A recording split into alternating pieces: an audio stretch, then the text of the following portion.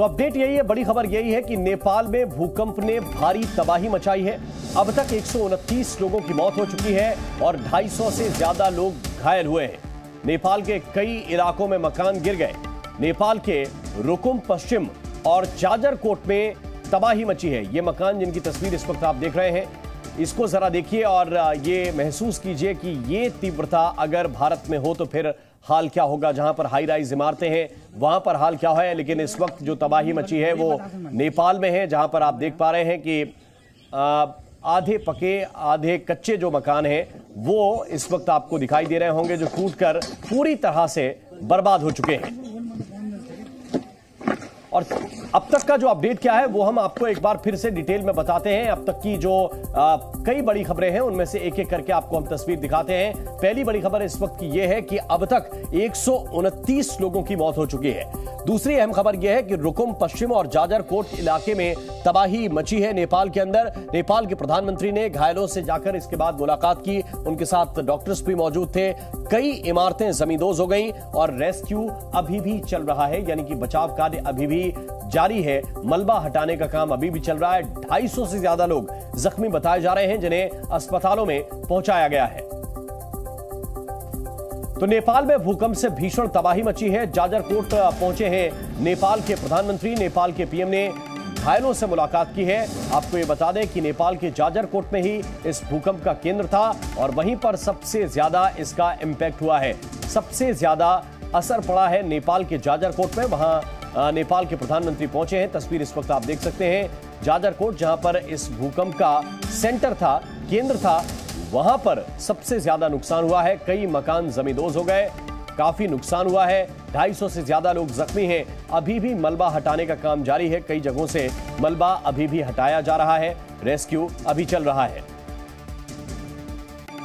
तो आज सूरज उगने के साथ नेपाल के लोगों को भूकंप की गंभीरता का एहसास हुआ।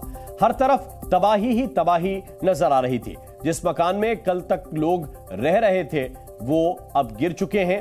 कई लोग अपने परिवार वालों की तलाश कर रहे थे। नेपाल का जाजरकोट भूकंप से सबसे ज्यादा प्रभावित हुआ है। भूकंप की तीव्रता 6.4 मापी गई है। 6.4 तीव्रता का भूकंप काफी तेज होता है। अब तक 129 लोगों की मौत की खबर है, जबकि 250 से ज्यादा लोग घायल हुए हैं। तो भीषण भूकंप आया है नेपाल में।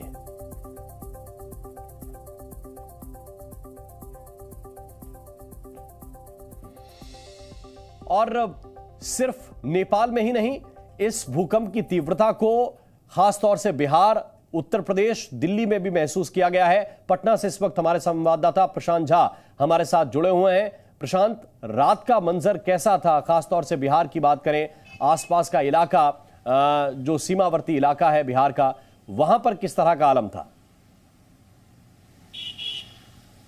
देखिए राम, रात में जैसे ही 11:39 पर धरती कांपने लगी, उसके बाद पूरा बिहार उसकी चपेट में आ गया था। लोग अपने घरों से बाहर निकल गए, दहशत का माहौल हो गया, अफरा तफरी का माहौल हो गया।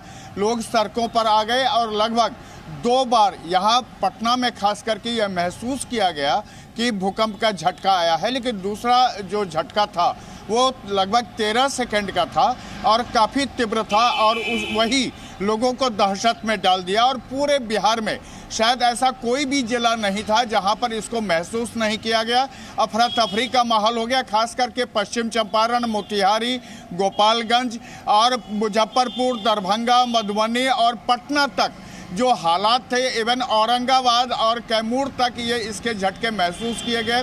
इसके अलावा लोग घर से बाहर निकलने के बाद उनको ये लगता रहा कि कहीं आफ्टर शॉक फिर ना आए, इसलिए वो घरों में जाने से हिचकते रहे। लेकिन काफ़ी देर बाद जब कोई आफ्टर शॉक का एहसास नहीं हुआ लोगों को, तब वो अपने घरों में लौट गए। दूसरी बात, आपको नेपाल का एक अपडेट देना चाहता हूँ राम, कि नेपाल के प्रधानमंत्री प्रचंड जाजरकोट से रुकुम पहुँच गए हैं। जाजरकोट में जो जिला अस्पताल है वहाँ जो घायल हैं उनसे मिलने के बाद वो रुकुम पहुंच गए हैं। रुकुम, वहाँ से रुकुम की दूरी लगभग 40 किलोमीटर है। वहाँ पहुंचकर वहाँ जो जिला अस्पताल है वहाँ लोगों से वो उनको देख रहे हैं।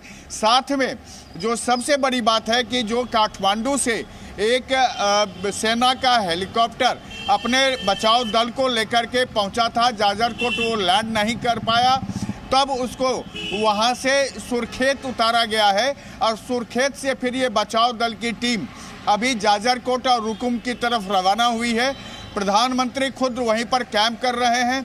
नेपाल का गृह मंत्रालय जो है उसने अभी एक आपातकालीन बैठक बुलाई है। साथ में जो आसपास के ज़िले हैं, तमाम ज़िलों के जितने भी अस्पताल कर्मी हैं, जो एम्बुलेंस है, सबको जाजरकोट और रुकुम भेज दिया गया है। इसके अलावा अभी बचाव काम शुरू है, लेकिन सबसे बड़ी मुश्किल ये आ रही है कि सुरखेत और आसपास के जो इलाके हैं वहाँ मौसम भी खराब है। इस वजह से वहाँ लैंडिंग में भी परेशानी हो रही है। सेना के जो बचाव दल है उसको भी वहाँ लैंड करने में परेशानी हुई, तो सुरखेत जाके लैंड करना पड़ा। इसके अलावा वहाँ जो पहाड़ों पर जो घर बने हुए हैं वहाँ तक बचाव टीम अभी नहीं पहुँच पाई है, क्योंकि वहाँ तक पहुँचने में काफ़ी मुश्किलों का सामना करना पड़ रहा है। और अभी जो आसपास के इलाके हैं, जो जाजरकोट है, रुकुम है, उसके डांडगामी है, इन सब इलाकों में बचाव दल वहाँ पर काम कर रहा है। और सरकारी आंकड़े जो अभी नेपाल सरकार ने जारी किया है उसके मुताबिक जाजरकोट में 92 लोगों की मौत हुई है, जबकि रुकुम में कुल 37 लोगों की मौत की जानकारी अभी दी गई है। और लगभग 1000 से अधिक सेना और वहां के जो पुलिस है उसकी टीम बचाव काम में वहां जुटी हुई है। बिल्कुल प्रशांत डिटेल्स हमारे साथ साझा कर रहे हैं और बता रहे हैं कि इस वक्त नेपाल की स्थिति क्या है। लेकिन हम जो तस्वीरें प्रशांत देख पा रहे हैं, जो तस्वीरें नेपाल से आ रही हैं, खासतौर से जाजरकोट इलाके से, वहां पर जो मकानों की स्थिति है, कच्चे मकान है, लकड़ी का इस्तेमाल ज्यादा हुआ है, छोटे छोटे मकान हैं जो जमींदोज हुए हैं। ये देखिए, हम इस मलबे को जब देख रहे हैं तो इसमें मकान के निर्माण में जो मलबा गिरा है, जब भूकंप आया तो निर्माण में लकड़ी का इस्तेमाल ज्यादा किया गया था, मिट्टी का, ईंट गारे का इस्तेमाल ज्यादा किया गया था, ये मलबा बता रहा है। और अगर ये स्थिति कहीं भारत में होती है जहां पर कंक्रीट का इस्तेमाल ज्यादा किया जाता है, जहां ऐसे मकान हैं जो बहुत ऊंचे हैं, ऊंची ऊंची इमारतें हैं, तो जरा देखिए ये तस्वीरें हम आपको दिखा रहे हैं। दूसरी तरफ आप तस्वीर देख रहे हैं रात में जो रेस्क्यू ऑपरेशन चला है, इसके बाद सेना ने, नेपाल की सेना ने मोर्चा संभाला और सेना के जवानों ने घायलों को अस्पताल पहुंचाने का काम शुरू किया। चूंकि मलबा था और मलबे के बाद मलबे को हटाने का काम तुरंत शुरू हुआ। हालांकि कई जगहों पर अभी भी जानकारी है कि रेस्क्यू ऑपरेशन अभी भी पूरी तरह से खत्म नहीं हुआ है। कुछ एक जगह ऐसी हैं जहां से अभी भी मलबा हटाने का काम जारी है, लेकिन जो लोग दब गए थे उनको तुरंत निकाला गया और अस्पतालों तक पहुंचाया गया।